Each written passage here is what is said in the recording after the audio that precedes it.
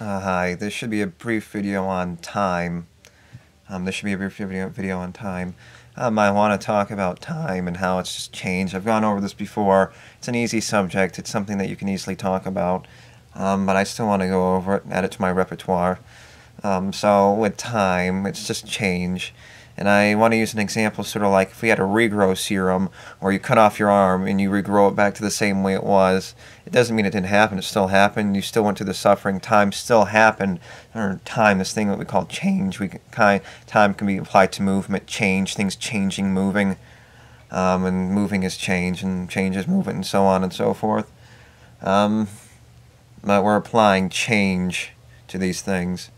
Sort of like you're getting older, things are changing, we can apply the idea of things, the ability to change, the ability for these things to change. You can call that time, this allowing of things, disallowing of things to move, but moving in and of itself is something that can be applied on a level in and of itself. Things are constantly moving. If a chair's not moving, it's still moving on an atomic level, a molecular level, on a photonic level, right? So it's still moving. But movement and time, and it's really just change, things bumping into each other, interacting with each other, things changing. We're doing nothing but changing, and you can apply time to this allowing of things to change. So we're changing, and like I don't know if I finished my example, but like cutting off your arm and then having a regrow serum to let it grow back the same way it was, even if it's an impractical example, even if it's not possible, it's something that you can think about and say, well, I think, where you can say that you can say nothing changed.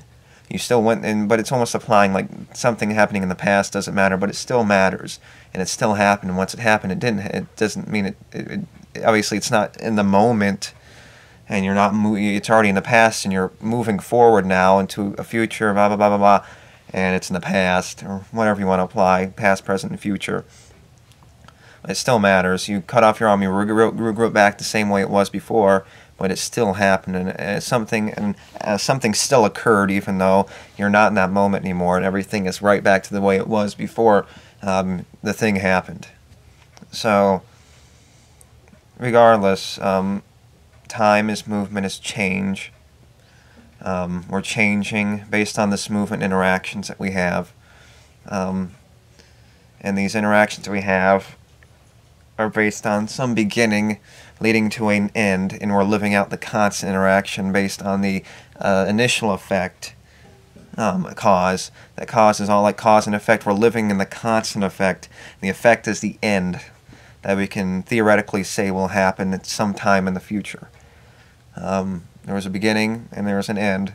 The beginning was the cause and the end's the effect. We're just living out the snapping of the fingers, and we're living out the friction between the fingers right now, leading to an effect where my finger was. We're living out the friction right here, and that's what we're living through right now, I guess. Obviously, you can say this is causing this, and you can say on our level, perceptual level, understanding from our point of view that I can touch something and I have an effect by touching it, but what caused the effect? You can say, well, every single light movement that's moving can be an effect and cause and effect, and you can see where that starts going. And that's when I say we're living out the constant effect from the beginning. The very initial snap leading to very end, right? So that's what I mean. Every little thing's that cause and effect, all these little pieces bumping into each other on a molecular level, causing this, that, and the other thing. And it's just interaction, things bumping into each other based on this initial effect we have. Based on time, change, movement. And that's all we are. We're just movement. We're change. And this time thing is like the allowing of change more than anything, I would say. I would think, at least from right now, making the video, I know I can always explain things better. I don't know. So, yes, it doesn't matter. All these things are just bumping into each other. This is causing this, but that's also cause and effect and second cause. I mean, you could break it down, probably, but it's really just based on this movement from one end to the other, and there's nothing more to it than that. It's just living out the effect. And the effect, it's the cause, and then you sort of swoop into the effect in the end, maybe. Not the best description, but good enough, I think. Get the point across. Make it easy to understand. So yes, but movement and things like that. Yes, we're moving and we're interacting. But this time thing is very vague kind of thing, where we don't necessarily, we can't necessarily, we can only apply it to the idea of letting things move.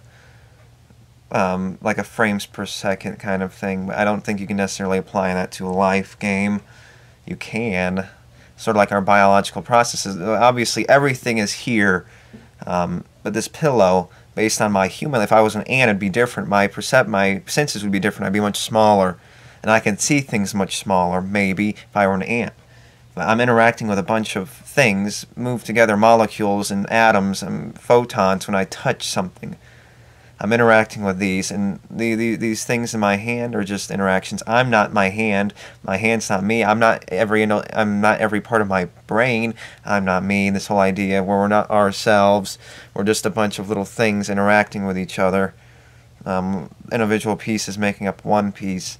It's just my atoms, the atoms on my hand, interacting with the atoms on here. And if I didn't have the senses the way I did now, I can see everything from as far away and as big as they are, on a different level. Say, like, you know, like, what's the thing? Horton hears a...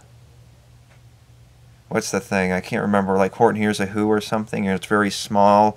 On their level, they can create all these same things that we have, and so on and so forth, just much smaller. Sort of like an ant moving, getting smaller, and it's more, and you can keep it smaller and smaller, and things are just on an atomic level. If I was much smaller, if I was an atomic-sized creature, I can view things on a more an atomic level for what they really are. At least from our current understanding of what they really are, photons and things like that, as small as we can get, based on these boundaries that create us. And I'd see things differently from a different point of view on the same level, but on a smaller level, seeing things differently based on your different scale and size and things like that. So yeah, so everything is here. I'm still interacting with it on my level, my perception, my senses, and I'm interacting based on interactions that other people have had on this level as well, such as creating a pillow or something like that. You can see that these things that were created on the same level, or, you know, sometimes people create those little small, very thumbtacky kind of small little things, like the smallest piano or smallest violin. And those things can have they're the same kind of thing. Yeah, they're small, and you make them on a different scale, and sometimes you have to look through a magnifying glass to see them, and sort of like that, they're on a smaller scale, and you can keep applying to a smaller scale.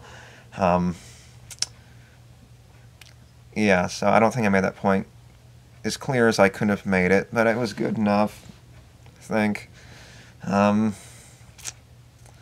Made the point clear enough, where things can keep getting smaller based on your perception, like Horton hears a who, Dr. Seuss, whatever, yeah, where you keep getting smaller and smaller, and you keep getting smaller and smaller, and if you keep getting smaller and smaller with everything else getting smaller, you can apply it on the same level, but you can see things more for what they are the smaller you are. Sort of like a large thing like a blue whale or something sees things on a different level than we see them. Because their organs are larger, unless they had smaller eyes. Proportionally speaking, generally speaking, the idea can apply to the bigger you get, the more you don't see things for as much as for they are on the smaller level. The larger you get, you see things less for the smaller, but you can see more smaller because you're so much bigger. But you're not as close to the small based on your senses, the size of your senses, understanding the senses, and how you interact and the level that you're creating on. You're not seeing it in the same level, but I wouldn't even argue ants are just seeing things as large. No matter how small you get, I almost want to reapply a different thing. It doesn't matter. You're still seeing something that's huge, but you can still see things that are small. You can still see your senses are smaller. Therefore, you can probably have a more keen distinction of seeing things smaller than you are. But you're still seeing this. Like if an ant were on my hand to me is large. But if I put my hand up in my face, it gets larger, and so on and so forth. You can almost say that's what the ant sees. But maybe it's different in their perception and how there's the size of their senses, their size, they're interacting with it. Obviously, they're not seeing it as the exact same way. They're obviously I can only get so close to my hand based on my current senses. But if their senses are seeing something, they're seeing something slightly more keen based on a smaller level that they're looking on. So they can see closer each individual pore in my hand more than I can see it. So I can see it less than them, and I can get close to my hand and see it, but I'm not seeing on the same way, on the same level, on the small level that say an ant can see my hand. So yes, different subject. Sorry, but it's applying this whole time thing and movement and change. Everything is still everything on a molecular level, no matter what, and it's still there, and I'm still interacting with it based on my own senses, interacting with the environment. I'm just interacting with different atoms, but it makes up a whole, and obviously the sum of the whole is greater than the sum of its parts. It creates something, and it's still something, sort of like I'm still something. I'm a neurology, and so on and so forth. And the neurology is greater than the sum of the parts creating the neurology. These simplistic processes creating this large and complicated and feeling machine. So yes, the sum is greater. The whole is greater than the sum of its parts. So yes, I don't think I made the points clear enough. I know it's a kind of a bibbly-babbly video, but I think it's a good enough video to at least diary these kinds of concepts. So I appreciate it, and I hope it wasn't too much. Yeah. So thank you, and until next time. Bye.